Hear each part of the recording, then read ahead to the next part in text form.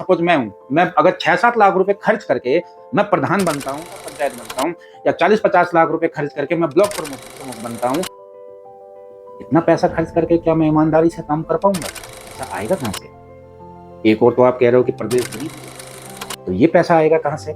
और ये पैसा जहां से आया, दोस्तों मैं अरविंद रावत स्वागत करता हूं आपका फिर से अपने चैनल पे।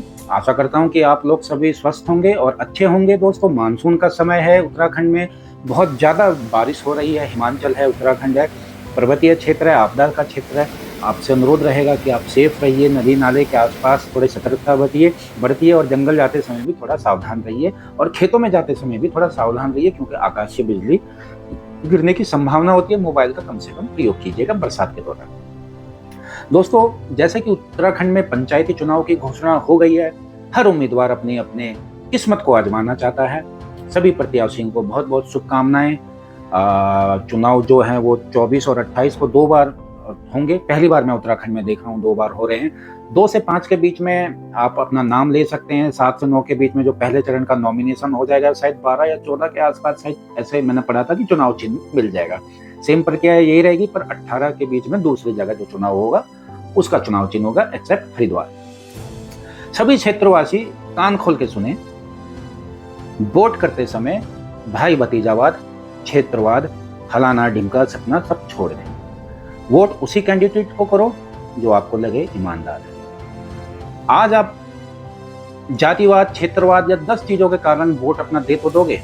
आज आप छोटी सी मुर्गा पार्टी, दारू पार्टी और किसी चीज में अपना वोट कहीं पे भी डिस्ट्रीब्यूट कर दोगे, परंतु स्वास्थ्य की दिक्कत आएगी तब कहां जाओगे? आज हमारे क्षेत्र चकुटिया में स्वास्थ्य योजना बहुत ही बेकार है, हॉस्पिटल बहुत ही बेकार। मैंने पहले भी एक वीडियो बनाई फेसबुक में, इसमें आप देख लीजिएगा कि एक छोटे से हेयरलाइन फ्रैक्चर के लिए 3 दिन में चकुटिया भटका बेटी को लेके। फिर मैंने गाड़ी करी, 1000-1200-1500 रुपए मेरे खर्च हुए, वहां जाके फिर वो पट्टी कराई एक हेयरलाइन फ्रैक्चर के लिए। आज जो 500 रुपए, 1000 रुपए मुर्गा पार्टी में आप किसी को वोट दे दोगे, पर ये याद रखना कि भविष्य में जब आपके अपनों को जरूरत होगी ना, ये कोई साथ नहीं खड़ा होगा और आपको अपनी व्यक्तिगत गाड़ी 10-10 हजार रुपए की बुक करा के हल्द्वानी जाना पड़ेगा। 10-10 हजार की गाड़ी बुक करा के आपको काशीपुर रामनगर जाना पड़ेगा। आज एजुकेशन के मामले में तो हमारा क्षेत्र तरक्की कर रहा है, नो डाउट, परंतु स्वास्थ्य सुविधा पर बिल्कुल लचर है।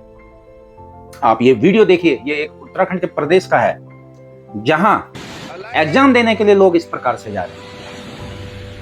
तो ये वीडियो आप देखो, आपके यदि बच्चे हैं तो आपके रोंगटे खड़े हो जाएंगे। ये उत्तराखंड से बाहर का वीडियो नहीं है, उत्तराखंड का ही वीडियो है ना। और वहां पर भी प्रधान होगा कोई, वहां पे भी कोई जिला पंचायत सदस्य, क्षेत्र पंचायत सदस्य, विधायक से आगे ये लोकसभा चुनाव का MP, सब लोग होंगे वहां पे ना। मुझे नहीं पता ये वीडियो कहाँ का है, पर सारे नेता लोग होंगे ना वहां पे। तो क्या वहां पे पुल की व्यवस्था नहीं होनी चाहिए? कहाँ का मुझे नहीं पता, हो सकता है ये लोग शॉर्टकट मेथड से जा रहे हो, अचानक पानी आ गया, हो सकता है कि वहां पे पुल की व्यवस्था हो ही नहीं। ये जवाबदेही किसकी है? ये जवाबदेही जनप्रतिनिधि की है। किसी भी इकाई का होता है आपका प्रधान के बाद क्षेत्र पंचायत, जिला पंचायत, ये योजनाएं लाते हैं। तो मैं कहना चाहता हूं अपने क्षेत्र के और समस्त उत्तराखंड के लोगों से, ये वीडियो आप आगे ज्यादा से ज्यादा शेयर कर दीजिए कि यदि आज आपने भाई भतीजावाद, आज आपने किसी भी फेस के ऊपर वोट दिया, या फिर कोई रिपीटेड कैंडिडेट है उसने अच्छा काम नहीं किया, तब भी आपने सिर्फ एक लेगेसी को बचाने के लिए वोट किया, तो इससे केवल और केवल आपका ही नुकसान है। क्योंकि कल को जब स्वास्थ्य, एक तो लचर है, कैसे कैसे लोग ला रहे हैं, वो कोई चारपाई पे बांध के ला रहा है, फिर वहां पे करना भाई ट्रांसफर कर दो जी। कोई गर्भवती महिला कहीं जा रही है जी, ट्रांसफर कर दो जी। कहाँ कर दो? अल्मोड़ा से कर दो सुशीला तिवारी हल्द्वानी, बस। पर यही आपने अगर सही जगह वोट किया होता, यही आपने, जो पुराना लोग अगर कोई चुनाव में आते हैं उनसे पूछो कि भाई आपने क्या किया है, आपने ऐसा क्षेत्र की स्वास्थ्य पे ऐसा क्या किया है, मुझे बताओ, गांव की तरक्की के लिए क्या किया, ये सवाल पूछो। जब तक आप पूछोगे नहीं तब तक कोई काम नहीं होगा। क्योंकि और दूसरी चीज, सभी जितने भी कैंडिडेट हैं चुनाव लड़ रहे हैं, स्पष्ट बोल दे रहा हूं, आज एक एक चीज ऑनलाइन होती है, आज एक एक चीज रजिस्टर्ड होती है, चवन्नी भी आपको मिलती है, वो भी होगा, RTI भी लग सकती है। काम करना ईमानदारी से करना, काम करना क्षेत्र के लिए करना, काम करना अपने लिए नहीं। आज मैं पहले ही कह रहा हूँ, 8 लोग खड़े हो रहे हैं, कहीं 5 लोग खड़े हो रहे हैं, कहीं 10 लोग खड़े हो रहे हैं, तो ये चीज गलत है। देखो एक ये भी वीडियो है, मुझे नहीं पता ये कहाँ की है, पर ये देखो कितना गांव में आपसी प्यार प्रेम है, और ये देखो कैसे इन्होंने ये वीडियो में निर्दलीय मतलब गांव का जिसकी पर्ची उठ गई वही। तो इसका क्या बेनिफिट है मैं आपको बताऊंगा, आप पहले ये वीडियो देखिए। तो दोस्तों आपने ये देखी, ये है प्रेम गांव का, कि भाई आप खड़े हो जाओ, जिसकी पर्ची उठी बाकी बैठ जाओ, आप सपोर्ट करो, तालियों की गड़गड़ाहट, जबरदस्त। अब अगर मान लो 5 लोग चुनाव में खड़े हैं, पांचों की अब वो हो गया कि मूंछों का ताव हो गया, भाई लेगेसी बचानी है, ये करना है वो करना है, पैसा भैया लिमिटेड खर्च करना, क्योंकि कोई भी पद चाहे वो प्रधान का हो, जिला पंचायत का हो, क्षेत्र पंचायत का हो, कमाने के उद्देश्य से मत आना, क्योंकि कमाने के उद्देश्य से आओगे तो आप काम नहीं कर पाओगे, कमीशन खोरी पे चले जाओगे। तो पैसा इस चुनाव में उतना ही खर्च करो जितना बाद में आपको अफसोस ना हो कि अरे बाप रे इतना पैसा खर्च हो गया यार, ये तो रिकवर करना पड़ेगा, चलो ऐसे करो वैसे करो। क्योंकि अगर कहीं घोटाला हुआ तो एक एक पाई का हिसाब लिया जाएगा। तो ईमानदारी से काम कर सकते हो तो ही सत्ता में आओ, ईमानदारी से नहीं कर सकते और किसी राजनीतिक लाभ से आ रहे हो तो मुझे नहीं लगता कि आपका ये सही जगह है। क्योंकि यदि आप 2-2, 3-3 लाख रुपया, 4-4 लाख रुपया केवल आप अगर इस जिला मतलब ये क्षेत्र, ये मतलब इस तरीके के चुनाव, चाहे वो क्षेत्र पंचायत है, जिला प्रधान के में लगा दोगे तो कल को जो खर्चा है वो रिकवरी कहाँ से करोगे। तो मैं ये चाहूंगा कि सभी प्रत्याशी लिमिटेड पैसा खर्च करें कि बाद में अफसोस ना हो। 5 कैंडिडेट 10 कैंडिडेट खड़ा मत हो यार, किसी एक कोई मतलब सर्वगुण संपन्न इसी को मान के खड़ा कर दो, आपके भी पैसे बचेंगे, उसके भी पैसे बचेंगे और वो सोसाइटी के लिए काम करेगा। पर यदि आप 7 लोग 8 लोग 5 लोग खड़े हो जाओगे तो सब भाई अपने लेगेसी को बचाने के लिए तो सब दबा के पैसा खर्च करेंगे। जब पैसा दबा के खर्च करेंगे तो जीतना एक नहीं है, 7 ने तो 5 ने या 3 ने तो जीतना नहीं है, जीतना एक ने, सबके पैसे खर्च हो जाएंगे, जो जीतेगा उसके भी पैसे खर्च होंगे, ज्यादा पैसा खर्च हो गया तो भैया वो भी रिकवरी करेगा। तो क्षेत्र की जनता से अपील है कि आप वोट दो तो ईमानदारी के नाम पे दो, चाहे वो कोई भी हो, चाहे वो निर्दलीय हो, चाहे वो किसी पार्टी का हो। मैं किसी की ना तरफदारी कर रहा हूँ, ना काहू से दोस्ती, ना काहू से बैर। और वोट जब करो ये सोचो कि चकुटिया का हॉस्पिटल क्या है ना। अगर आज आप 500,000 मुर्गा पार्टी में वोट दे दोगे तो कल जब इमरजेंसी आएगी, आज पता चल रहा है ना हार्ट अटैक आ रहा है, कुछ सुविधा ही नहीं है, गर्भवती महिला के लिए कोई सुविधा नहीं, अल्ट्रासाउंड की कोई सुविधा नहीं है। अरे करोड़ों रुपया जो लोग चुनाव में खर्च कर दे रहे हैं, क्या वो कोई डोनेशन नहीं दे सकते हॉस्पिटल को? अच्छा रोड बन रही है, ताज्जुब की बात, रोडें बन रही है पर हॉस्पिटल में कोई सामान नहीं है।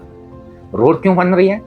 रोड बनेगी तो क्या क्या फायदे होते हैं, पर हॉस्पिटल में जो सामान आता है वो नहीं आ सकता, क्योंकि वहां उस हिसाब से मनमुटाव, कमीशन नहीं मिल सकता। पर रोड जब बनेगी तो देखो जी, उसमें तो खरबूजा कटेगा तो सब में बटेगा। तो रोड वाला काम तो धड़ल्ले से उत्तराखंड में बहुत तेजी से हो रहा है। अच्छी बात भी है, गांव तक रोड जानी चाहिए, क्योंकि यदि यही चीज 10 साल 15 साल पहले आ जाती तो शायद इतना पलायन नहीं होता गांव से। ठीक है, रोड आ रही है, अच्छी बात, पर हॉस्पिटल में क्यों नहीं वो पैसा आ रहा? हॉस्पिटल में क्यों नहीं वो, चाहे वो विधायक निधि है, चाहे वो सांसद निधि है, चाहे वो क्षेत्र पंचायत है, चाहे वो जिला पंचायत है, हॉस्पिटल के अंदर क्यों नहीं काम हो रहा? हर जगह वो मतलब नदी किनारे पत्थर लगा दो, कहीं सड़क खोद दो, कहीं वो कर दो, कहीं वो, ऐसे काम में ही क्यों आ रहा है? यही काम में क्यों आ रहा है? हॉस्पिटल के लिए क्यों नहीं? आज सबसे बड़ी हम लोगों की समस्या है हॉस्पिटल। तो सभी भाइयों से अनुरोध है, इस बार अगर आप जब भी वोट करो, जिसको भी करो, उससे बोलो कि भाई हॉस्पिटल हमें अच्छा चाहिए, इंफ्रास्ट्रक्चर हमें अच्छा चाहिए, डॉक्टर हमें वहां चाहिए। ला सकते हो तो ठीक है, बाद में ये मत कहना कि भाई ओहो ये उस पार्टी की सरकार है तो नहीं कर सकते, ओहो विधायक हमारा नहीं है तो नहीं कर सकते, ओहो सांसद हमारा है तो नहीं कर सकते, मुख्यमंत्री हमारा नहीं है नहीं कर सकते। जब तुम्हें पहले से पता है नहीं कर सकते ना, जो बाद में तो आज भी नहीं कर सकते, पहले ही अपना नाम हटा दो, उस व्यक्ति को लाओ जो कर सकता है। फ्यूचर में दलील मत देना कि यार ये मुख्यमंत्री इस पार्टी का था इसलिए नहीं कर सके, विधायक इस पार्टी का था इसलिए नहीं कर सके, ब्लॉक प्रमुख इस पार्टी का था इसलिए नहीं कर सके, और जो भी है जिला पंचायत इस पार्टी का, जिला अध्यक्ष कौन होता है जो है वो इस पार्टी का था इसलिए नहीं कर सकते। अगर नहीं कर सकते तो आज ही मत जाओ, लोगों का भी वोट खराब मत करो, सरकार का भी पैसा खराब मत करो। कर सकते हो तो करो, और करना ही पड़ेगा, नहीं तो अगली बार लोगों, मैं कान खोल के सुन लो, अपने जनप्रतिनिधि से सवाल पूछना शुरू कर दो। ये नहीं कि रिपीटेड आया, अच्छा जी कोई था, किसी का वो था अभी करते रहो ब्लाइंडली देते। आज 21वीं सदी है, ब्लाइंड मत चलो, ब्लाइंड नहीं चलो। जो आपके क्षेत्र के लिए काम कर रहा है, जो आपके हॉस्पिटल के लिए काम कर रहा है, उसी को सपोर्ट करो।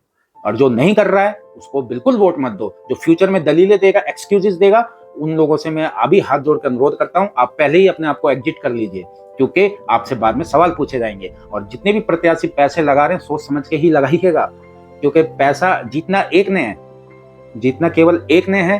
और अगर आप कम पैसों में जीतोगे ना तो ज्यादा बेहतर है, क्योंकि आप उतना बेहतर काम पर करोगे। अगर ज्यादा पैसे खर्च, देखो 5-6 लाख रुपए मैं अगर 6-7 लाख रुपए खर्च करके मैं प्रधान बनता हूं, या मैं क्षेत्र पंचायत बनता हूं, या मैं जिला पंचायत बनता हूं, या 40-50 लाख रुपए खर्च करके मैं ब्लॉक प्रमुख बनता हूं, या फिर मैं जिला प्रमुख बनता हूं, इतना पैसा खर्च करके क्या मैं ईमानदारी से काम कर पाऊंगा?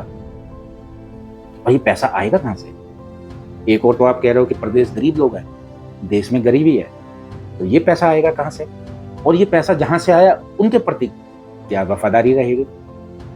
सबको पता है दोस्तों, अपना दिमाग लगाइए, जिताओ, बेशक सबको जिताओ, पर किसी को मतलब ब्लाइंडली मत ले जाओ यार। आपके क्षेत्र के लिए, आपके हॉस्पिटल के लिए कोई भी काम कर रहा है, चाहे वो निर्दलीय व्यक्ति काम कर रहा है, उसको सपोर्ट करो, बहुत अच्छी बात है। निर्दलियों को सपोर्ट करो, लोकल पार्टी को सपोर्ट करो, नेशनल पार्टी को भी सपोर्ट करो, जो भी अच्छा कैंडिडेट सबको सपोर्ट करो। बस उनसे बोलो कि सरकार हाथ जोड़ते हैं, हमारी बहन बेटी बहू बुजुर्ग बच्चे बीमार हों तो हॉस्पिटल में इलाज मिल जाए, ट्रांसफर ना खेला जाए। बस यही उद्देश्य से मैंने ये वीडियो बनाई कि वोट देते समय जागरूक रहें। आज आप कहीं पार्टी में एंजॉय करके वोट देंगे तो कल को यदि मुसीबत आएगी, हॉस्पिटल अच्छा नहीं रहेगा, बाकी अन्य समस्या अच्छी नहीं रहेंगी, रोजगार अच्छा नहीं रहेगा, तो आपको फिर हजारों की गाड़ी बुक करके बाहर जाना पड़ेगा। आशा करता हूं कि जो मैं आपको बात समझाना चाह रहा हूं वो आप समझ गए होंगे, और इस और चुनाव का बटन दबाने या मोहर दबाने से पहले, लगाने से पहले आप अवश्य समझोगे। अच्छे कैंडिडेट को दिखाइए, सबको पता है। अच्छा देखो, गरीब आदमी के पास पैसा नहीं होगा पर वो दूरदर्शिता होगा, जो जमीन से जुड़ा हुआ आदमी होगा है, और जो अमीर आदमी होगा या जिसके पास पैसा होगा, जो लेगेसी में होगा, वो हजारों रुपए खर्च कर देगा। पर अगर आपको लगता है कि कोई कैंडिडेट गरीब है, किसी के पास पैसा नहीं है, पर उसकी आवाज बनो, हो सकता है वो आपके बच्चों की आवाज बनेगा, आपकी महिला, आपके घर में अन्य सदस्य हैं उनकी आवाज बनेगा। जब बीमार होंगे तो वो व्यक्ति हॉस्पिटल के आगे खड़ा रहेगा।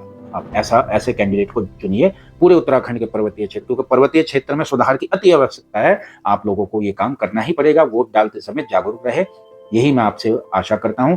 धन्यवाद। जय उत्तराखंड, जय मां भारती।